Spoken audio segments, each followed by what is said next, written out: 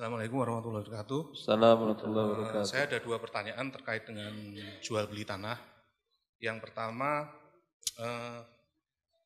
ponakan saya itu membeli tanah dari tanah yang dikelola oleh developer. Jadi di penawarannya itu sebutkanlah katanya tanah dengan harga katakan 50 juta, terus mendapatkan fasilitas dan sebagainya dan pada saat akad atau akte jual beli tanah itu keluar, itu di dalam akte jual beli itu harga yang tertera tidak sama dengan penawaran maupun kwitansi yang dibayarkan. Contohnya misalkan tadi penawarannya 50 juta, terus ponakan saya tertarik beli cash 50 juta, dapat kwitansi, dapat surat pesanannya, selang 1 minggu atau 2 minggu AJB atau akte tanahnya itu keluar, cuman di dalam aktanya itu dia menyebutkan bahwa harga tanah yang dibeli itu harganya bukan 50 juta, cuman katakanlah 10 juta gitu. Jadi ada 10 juta. Ya, ada perbedaan harga antara penawaran surat pesanan maupun kwitansi. Nah, itu hukumnya bagaimana, Ustadz? Karena sebelum waktu saya baca draftnya itu saya juga menanyakan ke penjualnya itu kenapa ada perbedaan harga antara di penawaran sama di akta jual beli, dan jawabannya sih yang saya catat itu memang kalau di AJB itu seperti faktur mobil, Ustadz, atau motor. Jadi harga yang tertera di faktur mobil itu harganya berbeda dengan harga yang kita beli. Itu jawabannya seperti itu. Pertanyaan yang kedua. Tanah milik pembeli kan? Iya, Pak. Tanah milik pembeli kan ya? Nah, itu ada lanjutannya, Ustadz. Di Lanjutannya? Pertanyaan kedua nanti.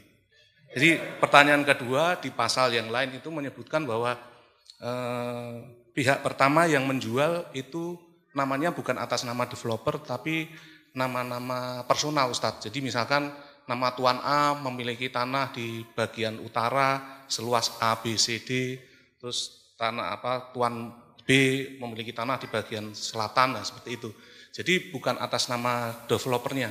Sekarang tanah atas nama pemilik, baru yang pembeli adik Anda tadi. Aktanya maksudnya gimana? Yang beli siapa, adik Anda kan ya? Iya, yang beli adik. Sekarang atas nama adik Anda atau bukan? Di AJB-nya atas nama adik saya. Ya udah, nggak ada masalah. Cuman dia bohong-bohongin dalam pencatatan akadnya agar pajaknya kecil. Ya. Berarti ada unsur kebohongan di dalam akad tersebut atau gimana, Ustaz? Dalam akadnya sah kan nggak bohong. Ini 50 juta. Tapi yang tertera dalam kertas lain. Tapi 50 jutanya kan serah. Ini tanah dah pakai tanah. Sah sudah jual belinya. Cuman sekarang jual belinya sah, cuman ada bohong di dalam aktanya. Dalam akta jual belinya. Ini tidak berpengaruh kepada sah dan tidak sahnya, tapi dia berdosa membohongi negara. Syukran, Ustaz.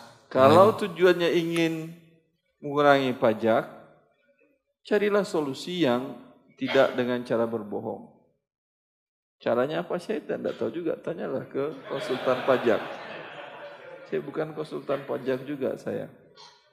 Ya, tapi kalau dengan berbohong tidak boleh. Rasulullah sudah mengingatkan kita bahwa nanti akan ada di akhir zaman pemimpin yang zalim, di mana mereka pemimpin itu akan mengambil hartamu. Maka kata Rasulullah, "Alaika sam'a wa ta'ah." Tetaplah bersabar dan taat dan dengarkan perintahnya. Sekalipun mereka mengambil merampas hartamu. Ini masuk pajak, ini masuk bagian dari merampas harta. Jelas? Tapi bukan dengan cara berbohong. Kalau ada cara yang legal, silahkan. Seperti dulu, wallahu alam apakah masih berlaku atau tidak. Dahulu, tanyakan ke konsultan pajak. Dahulu bisa dua pilihan. Bisa dengan harga real mana yang terendah atau harga NJOP, harga nilai NJOP itu apa? Nilai objek pajak, begitu? Ya, biasanya NJOP itu kan jauh di bawah harga real kan ya?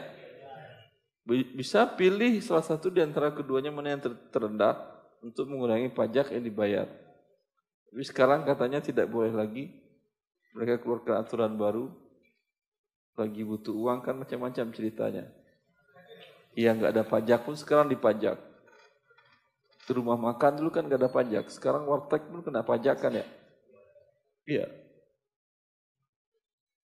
Wallahu a'lam. Syukran Ustaz. Assalamualaikum warahmatullahi wabarakatuh. Assalamualaikum warahmatullahi wabarakatuh.